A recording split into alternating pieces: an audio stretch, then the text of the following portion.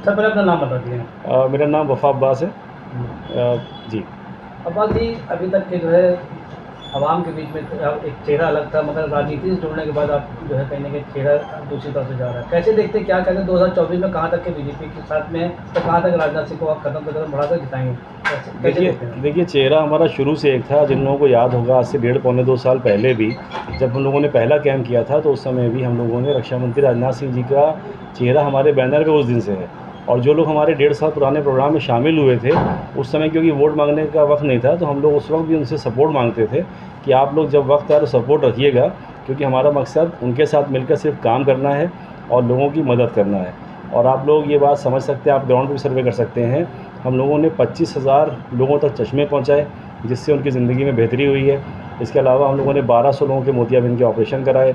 इसके अलावा 1000 बच्चों को स्कॉलरशिप दी गई। 300 लड़कियों को कलेक्टर बिटिया की पढ़ाई कराई गई, जिसमें 13 बच्चियाँ सेलेक्ट हुई हैं। इस साल 265 लड़कियाँ पढ़ रही हैं। 75 माइनॉरिटी से हैं, 150-200 लड़कियाँ लगभग हमारी हिंदू कम्युनिटी से हैं। और तीसरे साल का कैंपेन हमारा जारी है। आपके चैनल के माध्यम से भी मैं कहूँगा कि जो लोग कलेक्टर बिटिया में अप्लाई करना चाहते हैं, वो मेरा QR कोड मेरी वेबसाइट पे हमारे वॉलंटियर्स के पास अवेलेबल है। वॉलंटियर्स हमारे हर गली में, आप पूछेंगे अमर फाउंडेशन, कोई ना कोई मिल जाएगा, आप उससे हमारा QR कोड ले सकते हैं। राजनीति में कदम रखने की क्या वजह रही है?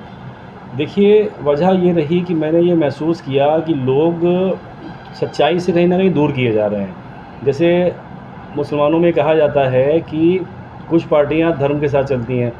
मैंने ख़ुद ये महसूस किया 2 साल के अंदर कि वो पार्टियां जिनको मुसलमान या हमारे वो नेता या वो लीडर या जिनको हम लोग सामाजिक सरगना मानते हैं, अपना अगुआ मानते हैं, वो ख़ुद धर्म का सहारा ले रहे हैं।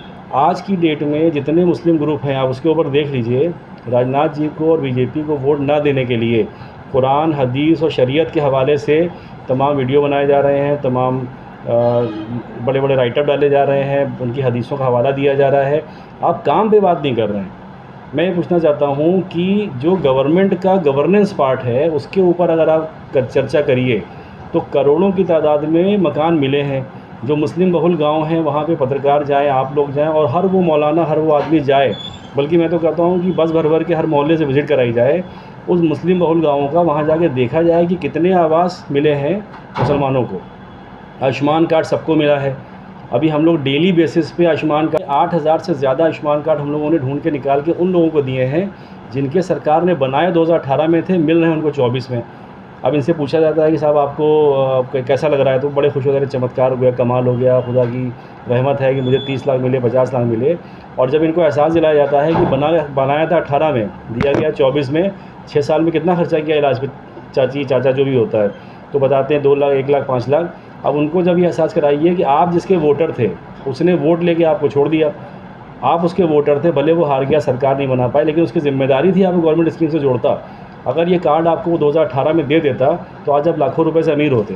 वो लाखों रुपए जो आपने फूंक दिए, वो आपकी जेब में होते। सर पार्टियां बहुत थी, दामन बीजेपी के दामन थामने क्या वजह रही? देखिए, बीजेपी का दामन थामने की सिर्फ एक वजह है, क्योंकि मैंने 10 सालों के दौरान में महसूस किया कि जो सरकार का काम है वो ग्राउंड लेवल पे हो रहा है। आप लोग तो पत्रकार हैं, आपको 10 साल पुराने वो वीडियो याद होंगे, जब राशन भीगते बारिश में दिखाया जाता था कि सरकारी FCI गोदामों का राशन सड़ रहा है, या चूहे खा रहे हैं, या बर्बाद हो रहा है मंडियों में, तब आप ही लोग खबर चलाते थे कि सरकार बाँट क्यों नहीं देती और ये अरबों खरबों रुपए का राशन बर्बाद क्यों करती है। अब जब सरकार राशन बाँट रही है, तो कहा जा रहा है सरकार राशन क्यों बाँट रही है। तो आखिर हम लोगों को एक तरफ तो चलना पड़ेगा ना। अब हम हर तरफ 2 तरह की मेंटालिटी रखेंगे, अच्छा करो तो, अब एक कहानी छोटी सी सुनाने में टाइम लग जाएगा, वरना वो गधे की कहानी है जिस पे बाप बेटे बैठे थे। तो पब्लिक ने कहा कि बाप बेटे दोनों गधे पे क्यों बैठे हैं, बेटा उतर गया तो बोले बाप क्यों बैठा है, बेटा पैदल चल रहा, बेटा बैठा तो बोले बेटा क्यों बैठा, बाप क्यों चल रहा है। दोनों पैदल चले तो लोगों ने कहा कि अरे दोनों पैदल चल रहे हैं, गधा पैदल साथ में चल रहा है, ये क्या तरीका है। तो पब्लिक कुछ ना कुछ कहती रहेगी, हमें ज़मीनी काम दिखना पड़ेगा। अगर नेशनल लेवल पे, बड़े लेवल पे काम हो रहा है, तो उसका साथ देना ही पड़ेगा। आवाम से क्या संदेश देना चाहेंगे? आवाम को सिर्फ मैं कहना चाहूँगा कि देखिए, राजनाथ सिंह जी एक बहुत बेहतर इंसान है, और इस बात को भी हम लोग को समझना पड़ेगा कि हमारे इंडियन डेमोक्रेसी का चुनाव इस तरह का नहीं होता है कि पूरे देश में किसको कितना % वोट मिला वो सरकार बनाएगा। यहाँ सांसदीय लेवल पे जो जीतता है वो सरकार में जाता है। राजनाथ सिंह जी से बेहतर इंसान आपके पास नहीं है। लखनऊ में जो पार्टीज़ ये कह रही हैं कि इनको वोट दो, उनको वोट दो, आप उन पार्टियों के नेताओं की स्टडी करिएगा। वो केवल आपका वोट गलत पार्टी या गड्ढे में डलवा के अपने पर्सनल पोस्ट को या पद को या